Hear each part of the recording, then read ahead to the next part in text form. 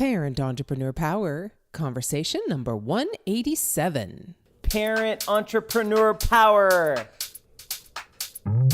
Wait, what?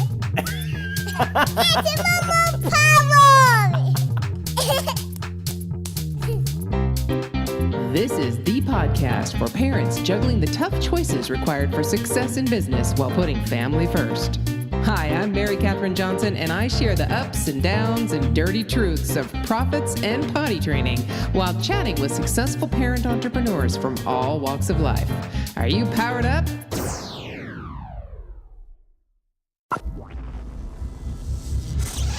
Hey there, Power Parents. Guess who? Mary Catherine Johnson, as we start every single conversation. I'm so glad you're here.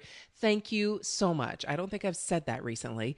Thank you so much for your time, your attention, and just listening in on these amazing conversations that I get to have, that I am so privileged to have. And today's will be no different.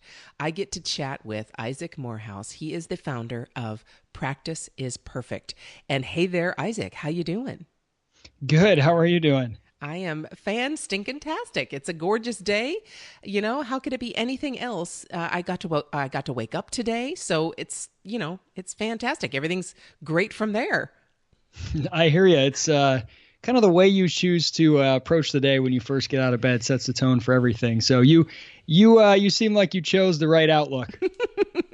Otherwise, I don't think I'd be here. I don't think I'd have the strength or the ability or the attitude to actually be able to talk to people all day, every day. So, all right. So we start this conversation the same place every time, and that is your once upon a time story. And I call it that because really, all of us have a story. All of us have a once upon a time. Once upon a time, we were childless. Once upon a time, we didn't have the stresses and the joys of entrepreneurship. So tell us your story. How did you get into this whole parent entrepreneur gig?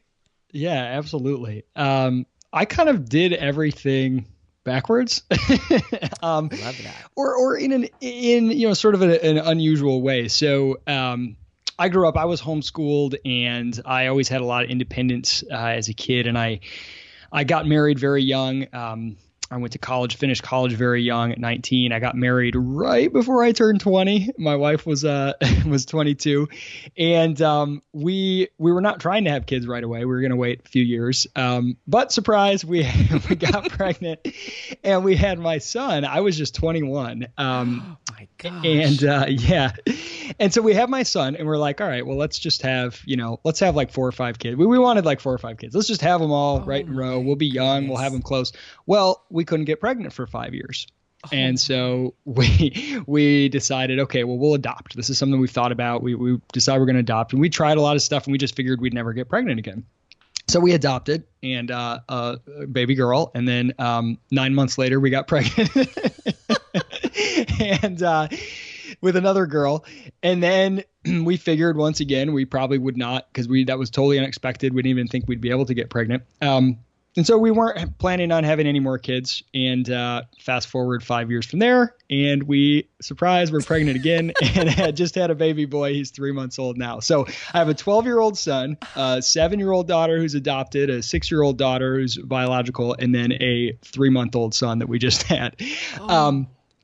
Yeah, so there's the parenting side of it. So, I get started really young. I mean, I kind of did everything, younger for my age. I had older siblings, and as I said, I had a lot of independence, was homeschooled. So I didn't think it was like that weird. I'm ready to get married. I'm ready to buy a house. I had a mortgage and a wife and a college degree, and we were pregnant for a kid when I was, by age 20. So I was like kind of early in all that stuff, but, making like no money, scrapping along, being, real poor. And I just kind of pursued a career of things that were interesting to me. I thought, I want to sort of change the world, maybe politics. So I thought politics was the way to go. And I got involved I worked for the state legislature in Michigan. And I realized real quickly that politics is not the way to change the world. They're followers, not leaders. They're a lagging indicator of where the world is going. And so I want to get out of politics. I didn't want it to sort of corrupt my soul. And it didn't seem that like the place I wanted to build a future.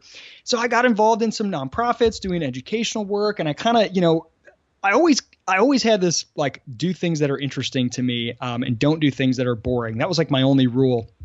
And as I went along, I spent about 10 years more or less working with a lot of high school and college students in various capacities at a couple different nonprofits. I did some teaching and speaking, and then I did fundraising for a nonprofit where I'm meeting with a lot of business owners and as people who self-made wealth, entrepreneurs. And all the young people were telling me there's no jobs. I have degrees, I have debt, there's no jobs. And all these business owners were telling me I'm hiring all the time and I can't find any talent. There's no talent. Yeah. Yes. So I thought something is amiss. And so I had this idea for Praxis is the name of the company, but practice makes perfect isn't a bad name either. But for Praxis, which is a startup apprenticeship program. So young people come in, we put them through a 6-month boot camp, virtual boot camp where they're sort of learning all the things necessary to succeed in the professional world. And then we place them with a startup where they have a paid apprenticeship for 6 months. And they almost always get hired afterwards full time. And most of them are doing this instead of college. So you've got 18, 19, 20-year-olds, no degree, getting hired $50,000 a year right out of this program at startups, doing work in sales and marketing and things like that. And so that was sort of the vision. And I'm sorry, I'm rambling on this story a little bit, but I had here's the crux of it. I had this great life. I had moved with my family to Charleston, South Carolina, where I live now, because we just thought it was beautiful. We wanted to live here. I was working a job that I loved, doing fundraising for an organization I believed in. I had a ton of autonomy. I was making really great money, had a flexible schedule, was working from home and traveling, and everything should have been great. But I was like restless. I had this itch. And I had never, my brother and I tried a business when I was like 19, but nothing really major. I'd never really thought of myself as like an entrepreneur, sort of entrepreneurial as a worker at different jobs. But I had this kind of itch to do something. I thought my life is too comfortable. It's too easy. My job has become, I'm pretty good at it. It's not a challenge. And like, I want more. And I had this idea for Praxis, and I knew I had to do it. It was just like, I know you said this is an analogy you use on your show. It was just like when you first find out that you're pregnant. There's this inevitability about it. Like, this baby is going to be born. And I had like this company, as soon as I had the idea, it was like I was pregnant with this idea. Like, it's coming into the world, I've got to act on this. And so the real moment of truth, I asked my wife, I pitched her the whole thing, how excited I was. And I said, look, I want to do this no matter what it takes. But I don't want to do it if you're not 100% on board, because I don't want to just persuade you and cajole you to say, okay, fine, let's do this. And then later, you'll hold it against me and be like, why did you convince me to do this? This is terrible. I said, because I can't promise you the result. We might end up living in my mom's basement. I might be working all the time, totally stressed. I don't know. But all I know is I want to do it. I want to make it happen. And I can't do it unless you're 100% with me. And she said, okay. I said, take the time you need to think about it and then let me know. And don't say yes just for me. Really think about it. She said, okay. 2 weeks went by, and I to me, excruciating. And I told myself I wouldn't harass her about it, and I didn't, and it was so hard. After 2 weeks, she says, "Okay, let's do this. I'm in." So, my gosh, that's when I went after it. So I guess that's my once upon a time story. Oh my goodness! All right, Power Parents, I'm all over this one. There are so many directions we could go. Okay, so and all of them really are. I got to start out by saying, Isaac, I got married around the same time you did, and not the same year, that's for sure. I'm quite a bit older than you, but same thing. I was 19, almost 20. My first boyfriend, right? We've been going out since we were both 16, and we're still married 34 years later. But I can't even tell you how excited I am to take this so many different directions. 2 things, and I'm going to say them so that I don't forget them. And number 1, my 18-year-old, almost 19-year-old, he's going to be 19 in just a couple of weeks. He is kind of wondering what he's going to do and looking at the different majors. He's in college. He's starting his sophomore year. Everything's, going together, but there's no passion for a thing. Okay. And he's doing a lot of things for me, and he's starting his own business. So we could totally go that direction of exactly what you do for people. I really want to explore that. Number 1.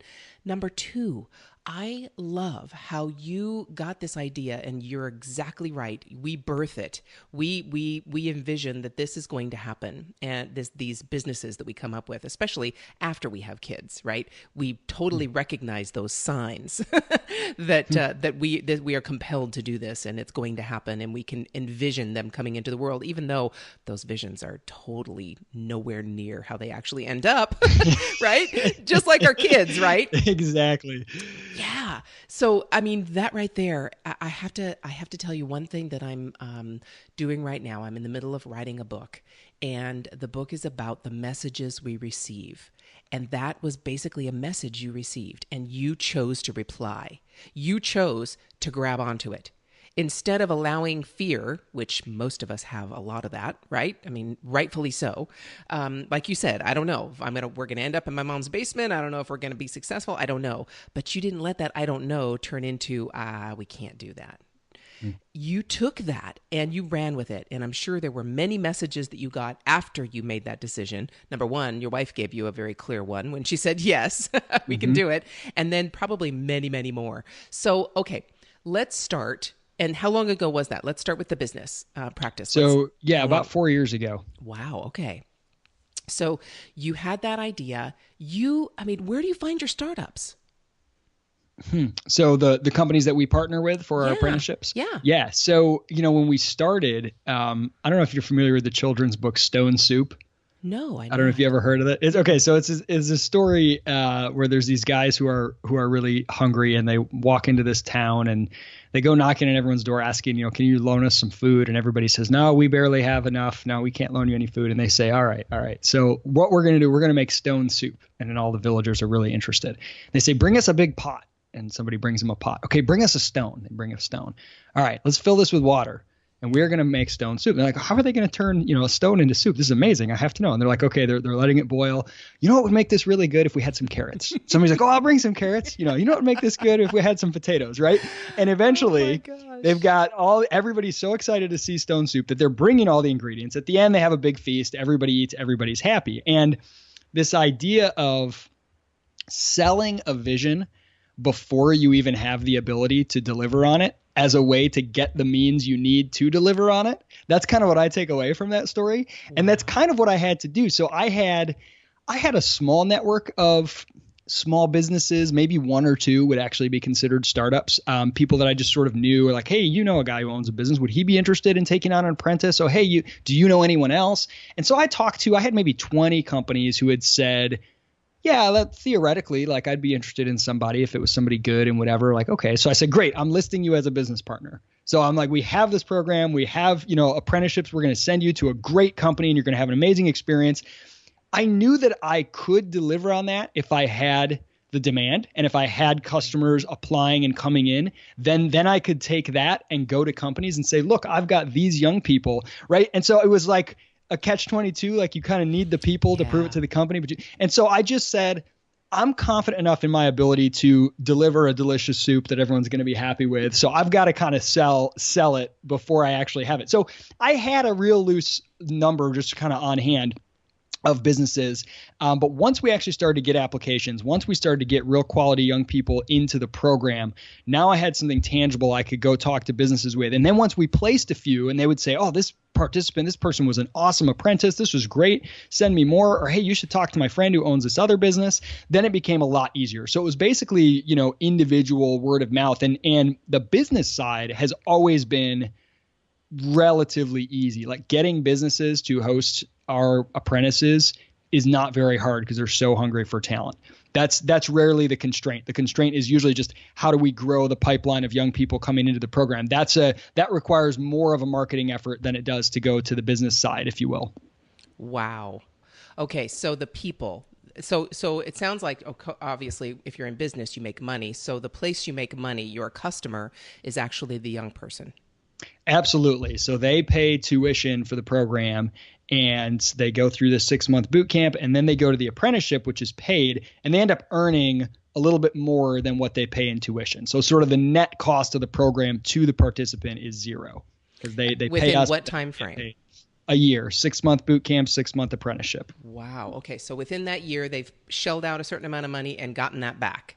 Yep. Wow. And so okay, this is amazing. I love this idea. Okay, so what do you mentioned sales and marketing, you mentioned those kinds of things. In that 6-month boot camp, are you basically, it sounds like, replacing a college education, but in a specific niche, a specific skill set.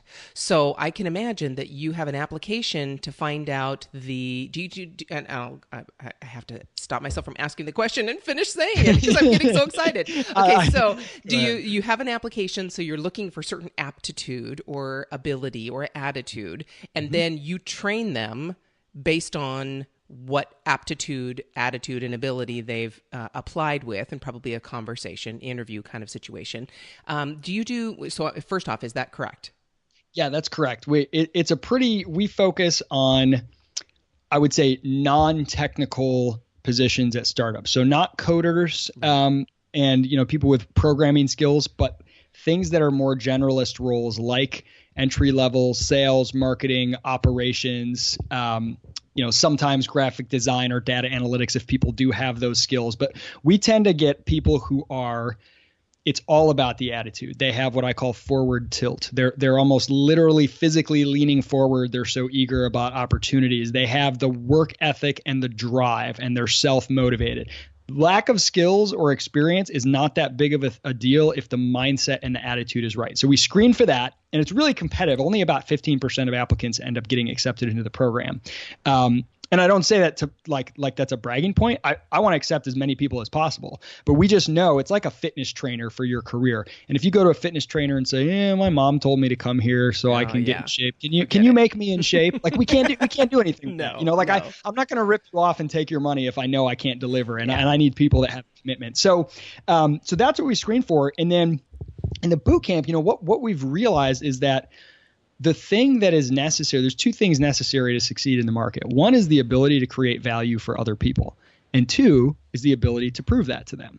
And that's really it. So whatever it is that you do that's valuable to others, you've got to be able to have something you can do that's valuable to others, and you've got to be able to prove it to them. And so the boot camp is really all about saying, okay, you've got skills and traits and attributes, and maybe you're not even familiar with it. Maybe you don't even realize how good you would be at sales or at, copywriting, but we want to help you figure out what it is that you can do that's valuable to others. And then it's all like project based about building ways to tangibly demonstrate to people that ability. Because if you just list on a resume, studied marketing or good with people, that doesn't tell me anything as an employer. But if you can say, here, I built this landing page and we had a 10% conversion rate, and here's the email drip campaign that I built in MailChimp that came along with it.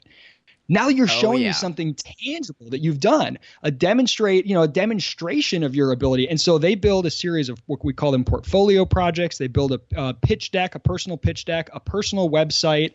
They kind of, they do a challenge where they blog every day for 30 days to learn how to sort of improve their writing, to learn to turn creativity into a discipline instead of something you just sort of wait for inspiration to strike, to learn to ship things even when they're not comfortable with it. And so by the time they're done with this boot camp, they've got, a really nice personal website, social media presence, at least 30 blog posts on there, a handful of projects that demonstrate their ability in a specific area or something they've learned, a video, a 1-minute video elevator pitch, this personal pitch deck, et cetera.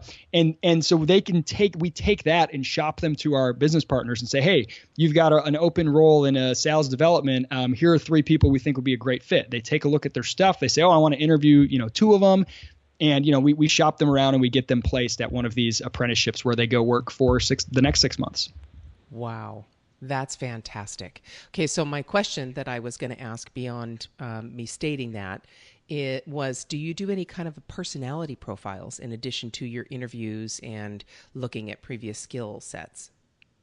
Kind of. We don't use like Myers-Briggs or, any other preset ones, but we kind of have our own internal rubric that helps us identify, introvert, extrovert, action bias, analysis bias, to help us figure out what kind of people are going to succeed in the program, but especially because there's a lot of different personality types that can succeed in the program if you have the drive, what kind of roles are going to be a good fit for them. And the thing that's nice about the boot camp too is that so participants have one-on-one coaching sessions with Praxis advisors. We also have a community where they're interacting all the time on a platform called Workplace. where we've got, group discussions, and we've got weekly sessions with different experts that come in, and we do these Zoom meetings. And so we have a lot of opportunity to interact with the participants, with each other, with our advisors, and to really kind of tease out those things in a real world context to be able to see how people sort of respond to the different projects and challenges. And that helps us get and really asking them to create their personal pitch deck and tell their story as well is really helpful. Yeah. Not only in helping us identify, but more importantly, helping them identify their own personality traits and attributes. That self-knowledge is really key. Wow. That's amazing. Yes, it is, absolutely is. That self-analysis, self-awareness, all those things are absolutely key. And at such a young age, that's really hard to find. Yeah. Because, we all come from our own stuff with our family. No matter how great your family is, you come with a certain role, you come with your own stuff. And that's kind of my goal. I want to definitely, when I was younger, and we waited a long time to have kids, we're not like you, but we specifically waited. And one of the reasons was try to get rid of most of my stuff, but I knew I wasn't gonna be able to get rid of it all. I mean, I've got to give my kids something they can say to a psychologist sometime in the future. Otherwise, I haven't done them a service, right? They don't have anything to work on, right? They've got to work on something. Exactly. That's what life's about. So, wow, that is incredible. Okay, so again, a little bit selfish here for two reasons. Number one, my oldest son, and also number two, I'm going to probably need some of your people here pretty soon. All right. We'll talk offline for that, or off mic for that. Oh my gosh, I am so how did you, okay, so you got this idea and you're kind of calling it an apprenticeship because it kind of is, but they're actually hired.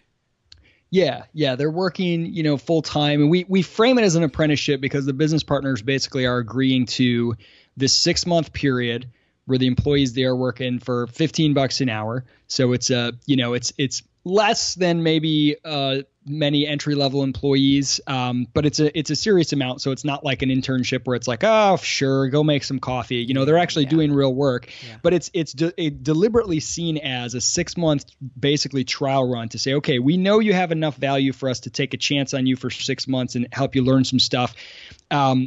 And, we know that since you're in this program, you're also getting ongoing training and help during this 6 months to help sort of make you better along the way. And by the end of that 6 months, you basically get a chance to prove whether you're worth bringing on full time. And thus far, 98% of our grads have been hired full time. After the 6-month period. Yeah. Wow. In the last 4 years?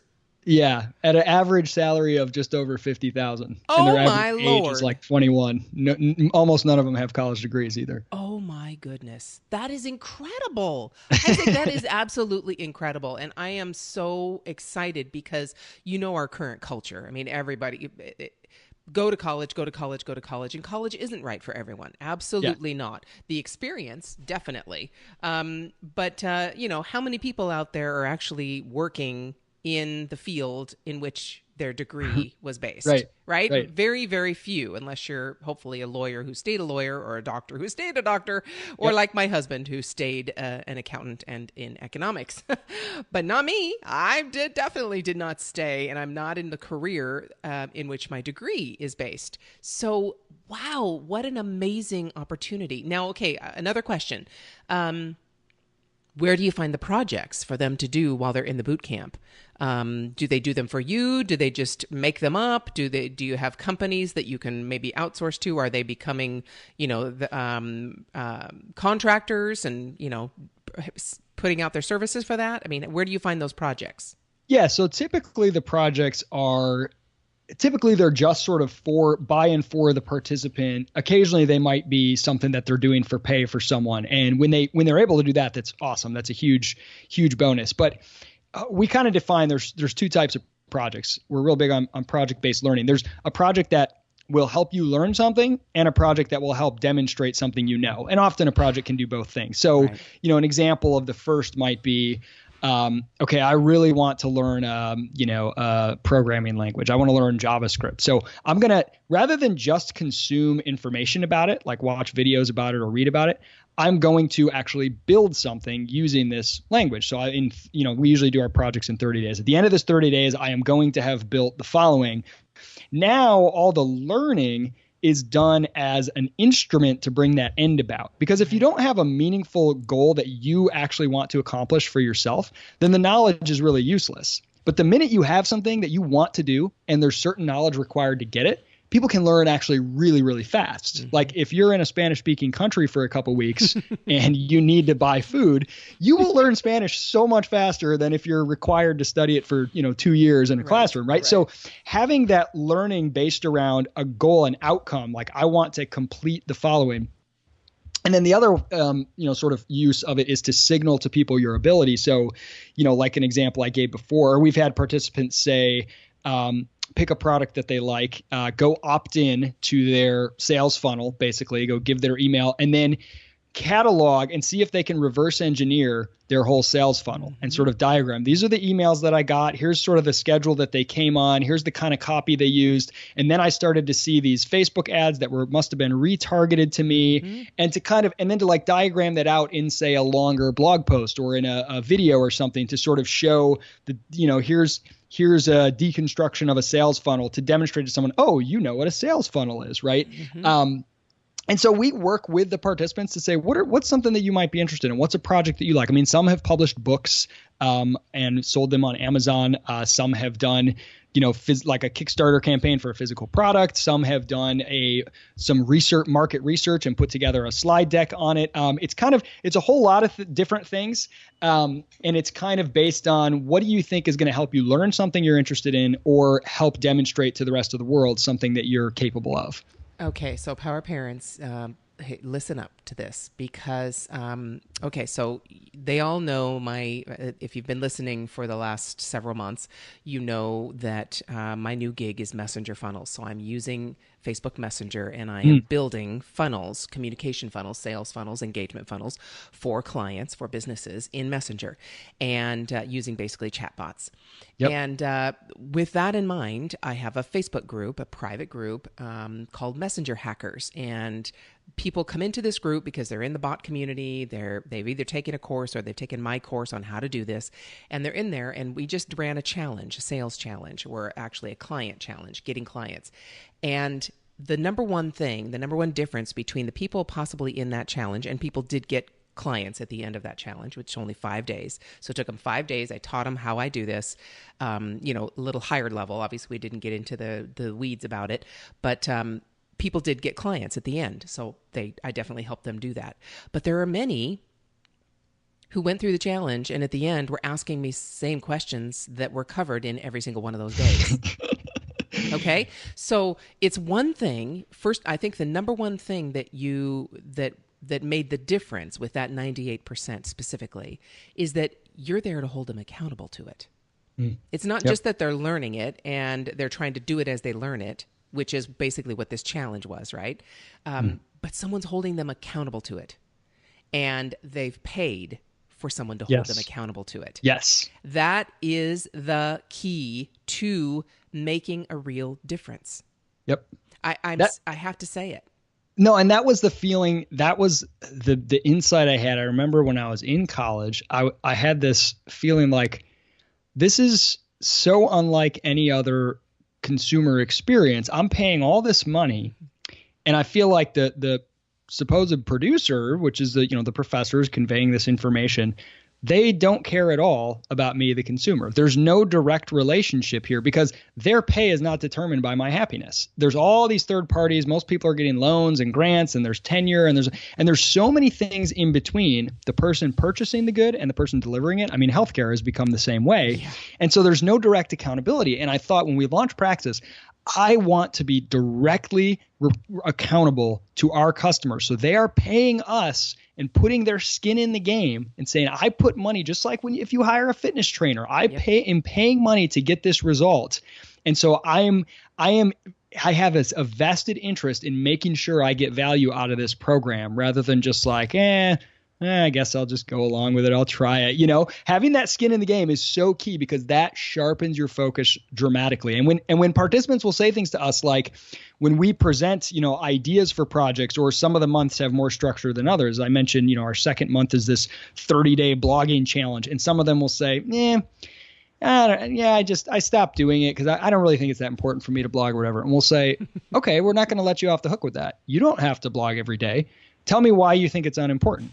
What do you think would be more important? What are you going to do every day for 30 days? Come up with a better challenge. You tell me, well, I want to do videos on YouTube. I'm not that into writing. Oh, okay. Well, how about you make a video every day for 30 days? Like, break down your goals. And I'm not going to let you get away with, I'm too cool for school, I'm a rebel. Like, no, it's fine. You don't have to do what we suggest, but you have to do something that pushes you. And we're gonna help you dig down and identify, what do you really want to do? Let's build a challenge around that. Let's customize it to you, and sort of calling their bluff, because a lot of times they'll play the rebel card as a way to escape hard work. Oh yeah. So yeah, it's been a lot of fun. There's sort of a heavy coaching component involved with our advisors to kind of de-school their minds, frankly. A lot of young people just kind of have like, just do what the teacher says, do the minimum, follow the rules, obey the rules. And it's like, no, that's not how the real world works. You need to create value, and you can't just follow rules. That's not enough, Yes. Oh my gosh. Oh my goodness. Okay. Again, two things. My mind's just going absolutely bonkers here. So two things. Number one, you mentioned about at school, not the professors were not accountable. There were too many steps in between. They're not accountable to anything, let alone your results. Right? Yes. They're only accountable to reaching tenure. And then once they reach tenure, it's done. They can do whatever the heck they want, right? Short of killing you. Yep. So, that's number one. And you are obviously accountable to results because obviously you want that 98% rate, right? You want that 98% success rate or higher if you can get it. Yeah. Because how many schools can say anything close to 98% of their students get hired? Yeah. Not just pass, not just get the degree. And it gives us a really nice balance, because we want to maximize revenue. So we want to accept as many people as we can into the program. That's our revenue source. But if we accept a lot of people who just aren't that great, aren't willing to put in the work, and we try to send them to business partners, we either won't be able to get them an apprenticeship, or they'll go and they'll be a dud and it'll burn bridges for us. And so we always have this constant balance. Our education team, they want everybody because they're like, we can make everybody better. And our business partner team is like, we need people that have the right qualities that we can make sure we can get them placed and succeed. And it's a healthy tension, because you want that. You want to screen for customers that you can actually help, that actually the fact that like only half of people who go to college end up graduating, it's almost scandalous to me. Like, again, you can't always prevent this, but to say, let's get all these customers to pay all this money, even customers who frankly shouldn't be here. Like, I don't want to do that. I want customers that I know we can help, that I know are capable of finishing and gaining from this program, because I don't want you to come and not benefit from it. That doesn't help me in the long term, Yeah. And also that it's enough of a challenge for them to really show a growth and a change. Yes. And enough of a challenge for you to take, no matter what background they come from, to be able to help them with that. Yep. And I'll tell you, for people listening, I will tell you a correlation that will probably not surprise any of your listeners. Go ahead. Best applicants, a disproportionate number of the best applicants have parents who are small business owners. Amen.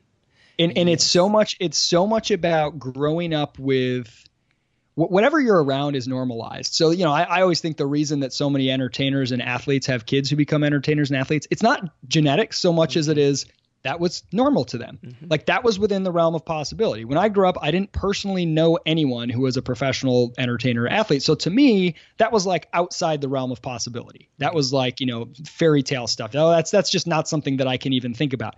But whatever you see around you as sort of normal, you're going to see as possible. And entrepreneurs, small business owners, they have all these traits and attributes, and they've kind of demonstrated you can do things your own way. And kids who grow up seeing that as normal, they tend to be phenomenal fits in the program. They get it. They know how to think entrepreneurially. They know how to create value and think for themselves. So I think just by being an entrepreneur as a parent, you are doing something so valuable for your kids, just in normalizing entrepreneurship for them, in normalizing a life where you kind of dictate, your own terms and all the attributes that come with it. I think that example is so powerful. Absolutely. And, unfortunately, I love what you just said. Normalizing it, whatever you grow up around, it becomes normal.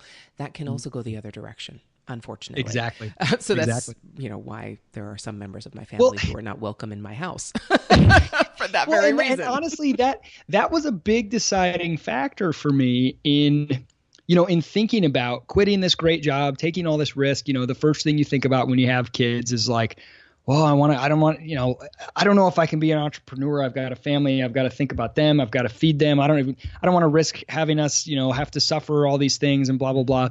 And I thought, well, certainly there's some risk there, but I think there's an untold risk. There's a greater risk. What if I don't go after the thing that I'm passionate about and don't do the thing I love, but instead resign myself to a job that does nothing for me and just kind of say, well, kids, I never really enjoyed my life, but I did it for you. There's a risk that I'm sending a signal to them that's going to do much more damage than us having to, give up some material luxuries for a while, or me having to be stressed, or there's a risk Work to longer them hours. growing up. Yeah, seeing somebody who's kind of soul dead. And I saw that when I worked in politics, especially people who they got used to the cushy vacation and 401k, and they just they died long ago. Yeah. And I don't want to set that example for my kids. I'd rather risk a business and fail and have my kids see that than to see me say, well, I just won't do anything that I'm passionate about because, I've got kids. That's not what I want them to see. Yeah. Yep. Well, that's like saying, we stayed together for you.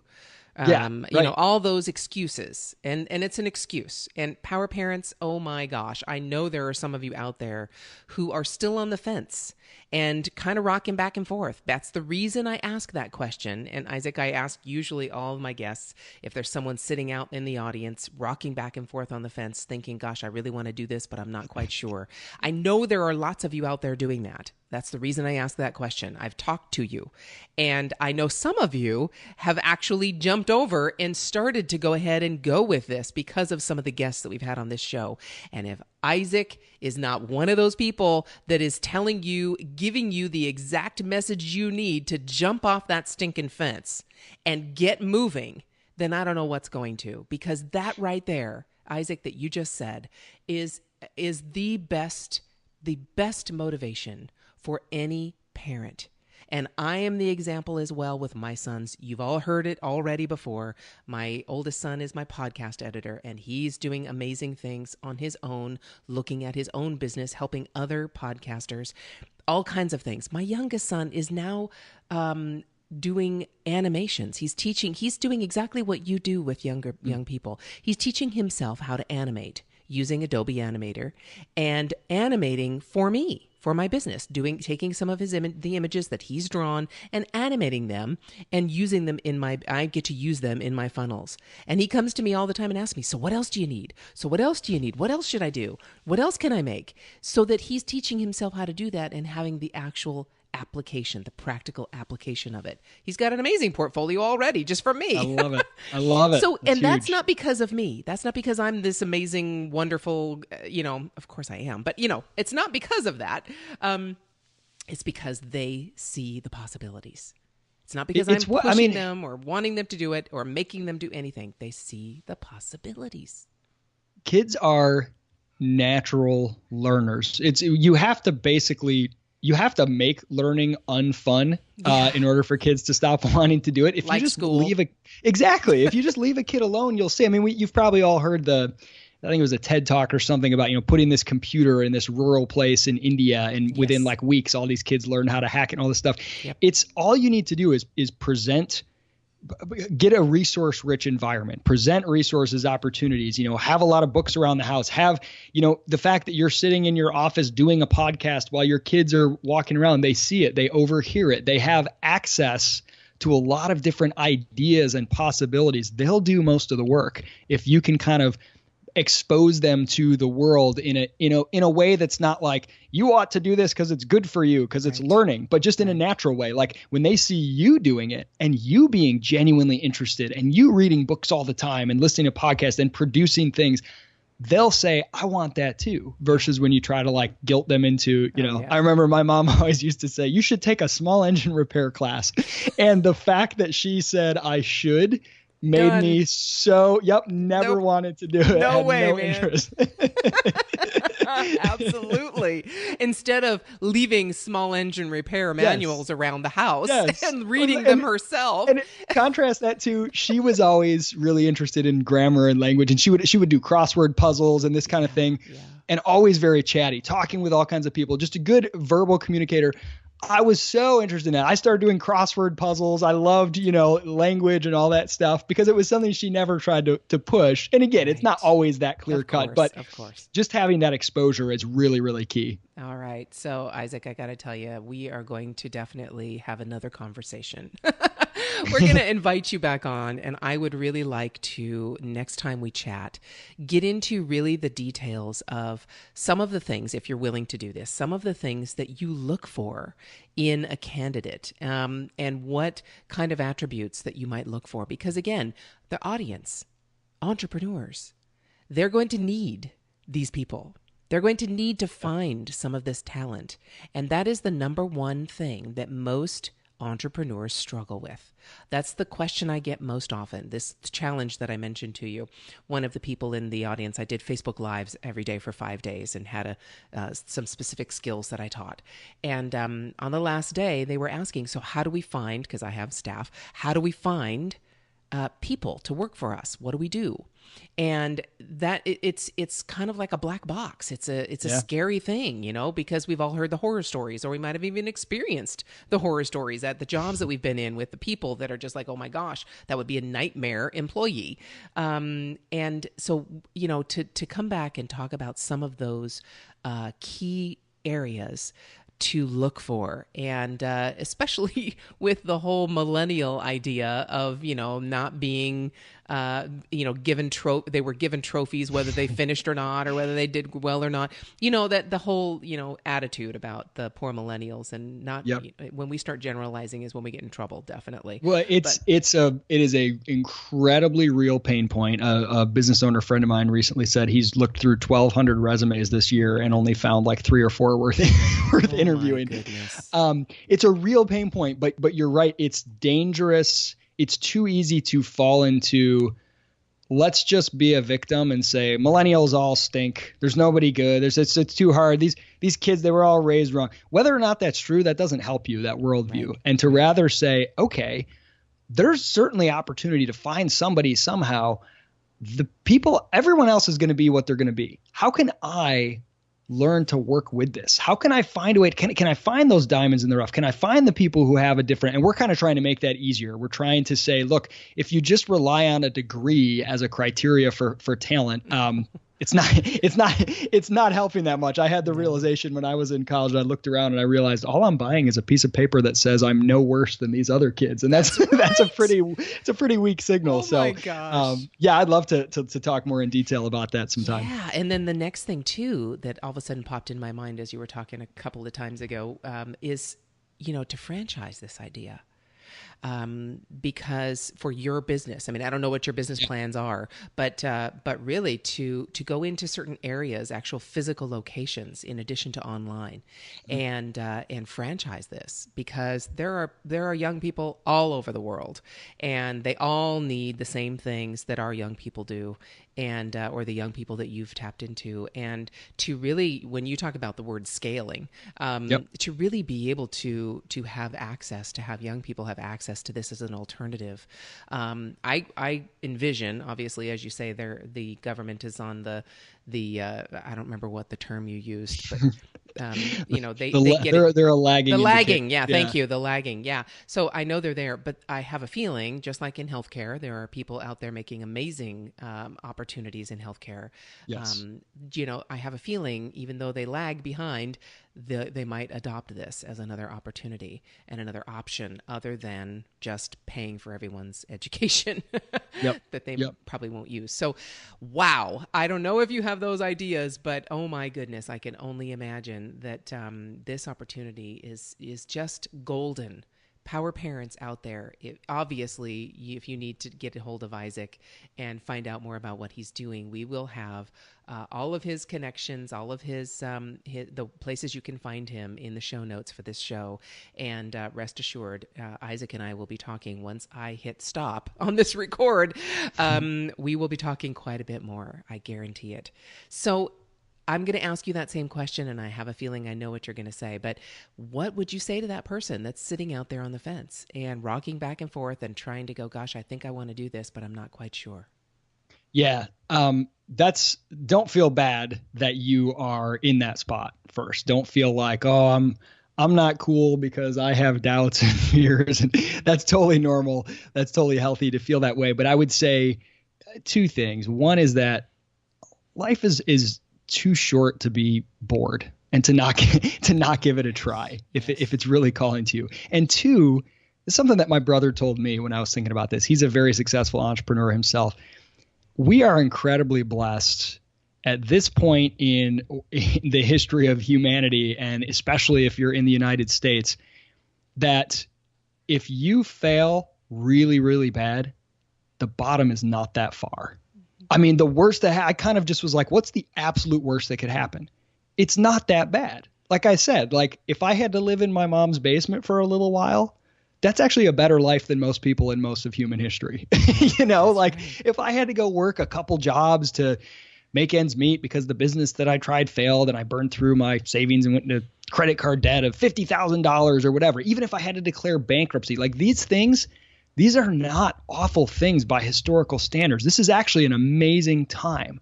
The falling doesn't mean falling to your death. Even if your business utterly fails, you as a person, you don't fail at all. You accumulate amazing stories, interesting challenges, and it's rarely life and death here. And that's a really powerful thing to remember because we build it up in our minds to feel like it's life and death. But if you've had somebody, get a really terminally ill with cancer or someone die in your family, those are the moments when you realize what you're afraid of with this business thing is really nothing to be afraid of. There are things that are so much more high risk, so much more important. And it's really not that big of a deal. So kind of embrace the worst possible outcome and think about it and say, if that happened, I could live. Okay. What's the worst that could happen? That's not too bad. Let's give it a shot. Amen. Absolutely. Amen. Thank you so much, Isaac, for sharing this time with us. I very much appreciate your knowledge. The things that you're doing, I think, are an absolute benefit to our society, let alone our young people, and to all of us as entrepreneurs. So thank you. Thank you, Mary Catherine. It's been an absolute blast.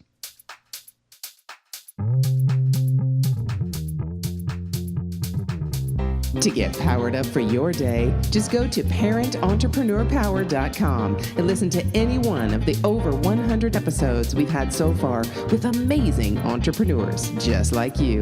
It might just help you feel like a grown-up again.